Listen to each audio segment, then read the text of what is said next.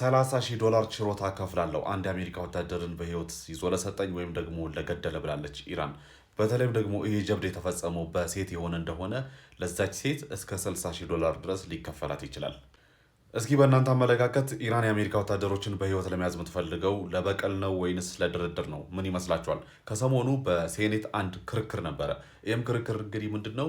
በዲሞክራቶችና በሪፐብሊካን መካከል የተደረገ ክርክር ሲሆን ይሄ ጦርነት ያስፈልጋል ወይስ አያስፈልግም የሚል ክርክር ነበር።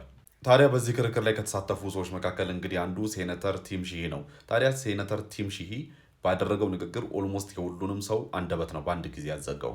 ታዲያ ምንድነው ያደረገው መሰላችሁ? ወደ ኋላ ሄዶ ታሪክ ነው የተናገራቸው። ለምን ካላችሁ ይሄ ሰው የሲል ቲም ሜምበር የነበረ ሰው ነው። ሲል ቲም የሚባሉት እንግዲህ በአሜሪካ ኤሊት ፎርሶች ልክ እንደ ዴልታ ፎርስ የባህር ኃይሉ ኤሊት ፎርስ የሚባሉ ናቸው። ምናልባትም ሲል ቲም 6 የሚለውን ፊልም አይታችሁ ከሆነ ስለነዚህ ፎርሶች በደንብ ኖሃው ይኖራቸዋል ብዬ አስባለሁ። ታዲያ የዛ ሜምበር የነበረ ወታደር የነበረ ሰው ነው። ታዲያም እንግዲህ ይሄ ግለሰብ ከኤክስፒሪየንሱ አንጻር ያሳለፋቸውን ያያቸውን ኤቪደንሶች ሁሉ ለማቅረብ ሞክሯል።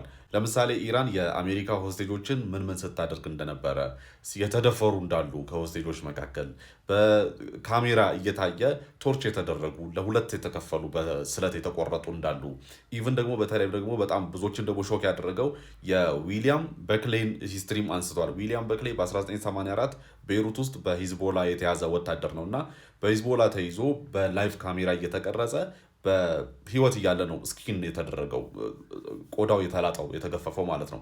የእሱን ታሪክ ሁሉ አንስተዋል እና እነዚህ ሁሉ ግፎች የተፈጸሙት በእኛ ዜጎቻችን ላይ በኢራን የተፈጸመው እና ይሄ ጦርነት ዛሬ ያለ መጀመር የነበረበት ከዚህ በፊት ነበረ፣ ዛሬ ተጀምሯል፣ መጨረስ አለብን፣ መበቀል አለብን የሚል ሀሳብ ነው ያነሳው።